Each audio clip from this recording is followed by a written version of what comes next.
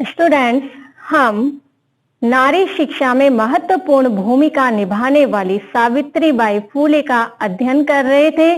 तो हम उसी क्रम में आगे बढ़ते हैं कि नारी शिक्षा में उन्होंने अपनी अहम भूमिका निभाई और समाज की कई प्रताड़ना को सहते हुए वे अपने दृढ़ निश्चय से बिल्कुल भी विचलित नहीं हुई और उन्होंने अपनी शिक्षा के साथ साथ दूसरों की शिक्षा के लिए भी महत्वपूर्ण कार्य किए।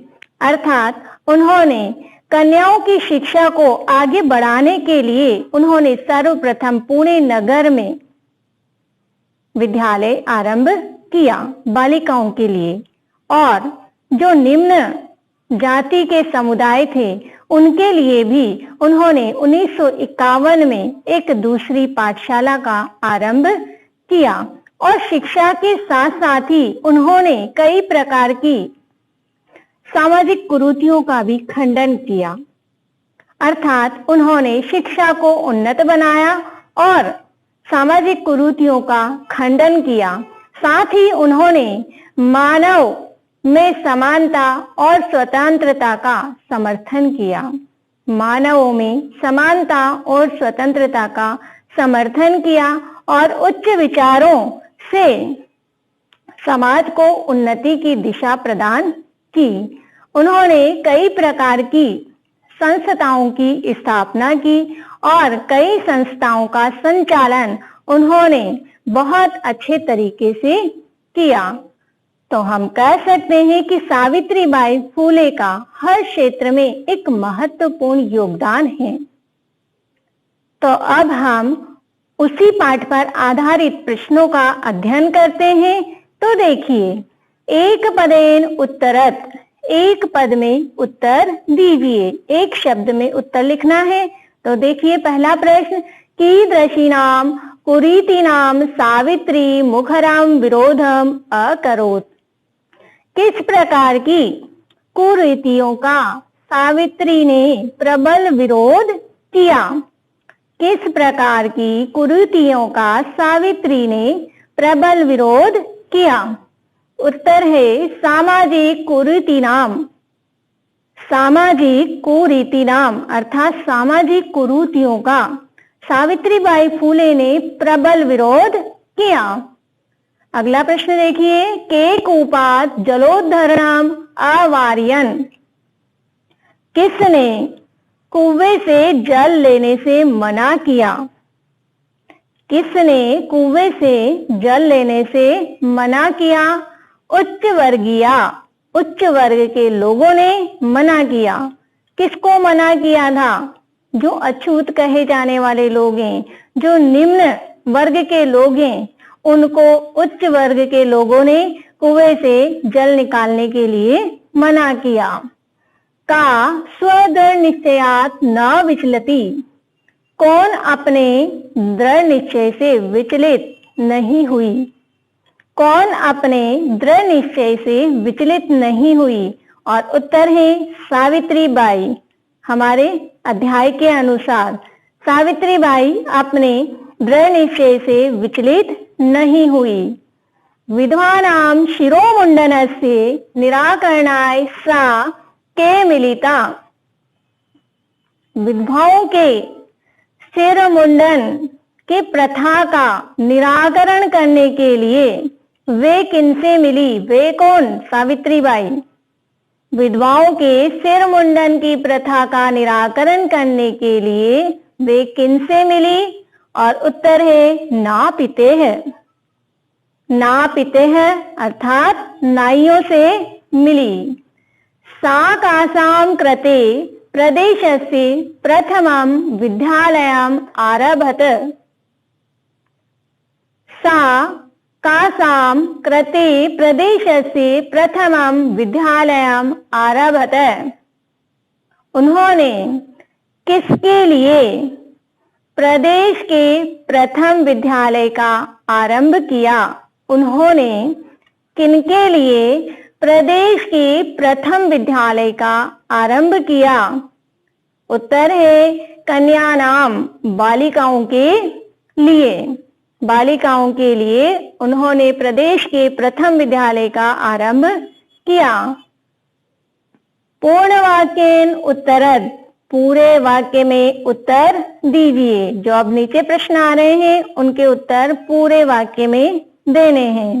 तो पहला प्रश्न देखिए इसी में, किम किम सहमाना सावित्रीबाई स्वदृढ़ निश्चयात न विचलति। किम किम क्या क्या सहमाना सहते हुए सावित्रीबाई अपने दृढ़ निश्चय से विचलित नहीं हुई। क्या क्या सहते हुए सावित्रीबाई अपने दृढ़ निश्चय से विचलित नहीं हुई। उत्तर देखिए, यदा सावित्री स्वगृहात्, जब सावित्री अपने घर से विद्यालयं प्रति चलती, विद्यालय के लिए चलती है। तदेव जना तस्या ऊपरी प्रस्तरखंडान क्षिपन्ति स्म, तब लोग उसके ऊपर पत्थर के टुकड़े फेंकते हैं। इदं सहमाना, यह सब सहते हुए, सा स्वदृढ़ निश्चयात न विचलयति, यह सब सहते हुए वह अपने दृढ़ निश्चय से विचलित नहीं हुई। अगला प्रश्न देखिए, सावित्रीबाई फूले महोदयायाः पित्रो नाम किमासीत्। सावित्रीबाई फूले के माता पिता का नाम क्या था। सावित्रीबाई फूले महोदयाया माता लक्ष्मीबाई पिता च खंडोजी आसताम। सावित्रीबाई फूले के, सावित्रीबाई फूले महोदया के माता का नाम लक्ष्मीबाई और पिता खंडोजी थे। अर्थात सावित्रीबाई की माता का नाम लक्ष्मीबाई और पिता का नाम खंडोजी था। अगला प्रश्न देखिए, कासाम संस्थानाम स्थापनायाम फूले दंपत्यो अवदानम महत्वपूर्णम। कासाम संस्थानाम स्थापनायाम फूले दंपत्यो अवदानम महत्वपूर्णम। किस संस्था की या किन संस्थाओं की स्थापना में फूले दंपति का योगदान महत्वपूर्ण है। किन संस्थाओं की स्थापना में फूले दंपति का योगदान महत्वपूर्ण है। फूले दंपति से मेरा तात्पर्य है सावित्रीबाई फूले और ज्योतिबा फूले। उत्तर देखिए, महिला सेवा मंडल शिशु हत्या प्रतिबंधक, महिला सेवा मंडल शिशु हत्या प्रतिबंधक गृह इत्यादीनां संस्थानां स्थापनायां फूले दंपत्यो अवदानम महत्वपूर्णम। महिला सेवा मंडल और शिशु हत्या प्रतिबंधक गृह इस प्रकार की इत्यादि कई प्रकार की संस्थाओं की स्थापना में फूले दंपति का महत्वपूर्ण योगदान है। किस प्रकार की संस्थाओं का? महिला सेवा मंडल और शिशु हत्या प्रतिबंधक गृह, इस प्रकार की इत्यादि संस्थाओं की स्थापना में फूले दंपति का महत्वपूर्ण योगदान है। अगला प्रश्न देखिए, तस्या द्वयो काव्य संकलनयो नामनी के, उनके, किनके? सावित्रीबाई फूले के, उनके दो काव्य संकलन के नाम क्या है? उनके दो काव्य संकलन के नाम क्या है? तो उत्तर देखिए, तस्या द्वयो काव्य संकलनयो, उनके दो काव्य संकलनों नामनी, उनके नाम काव्य फूले सुबोध रत्नाकर चेती, काव्य फूले और सुबोध रत्नाकर हैं। तो हम कह सकते हैं कि सावित्रीबाई फूले का साहित्य के क्षेत्र में भी अपना बढ़ चढ़कर योगदान रहा है।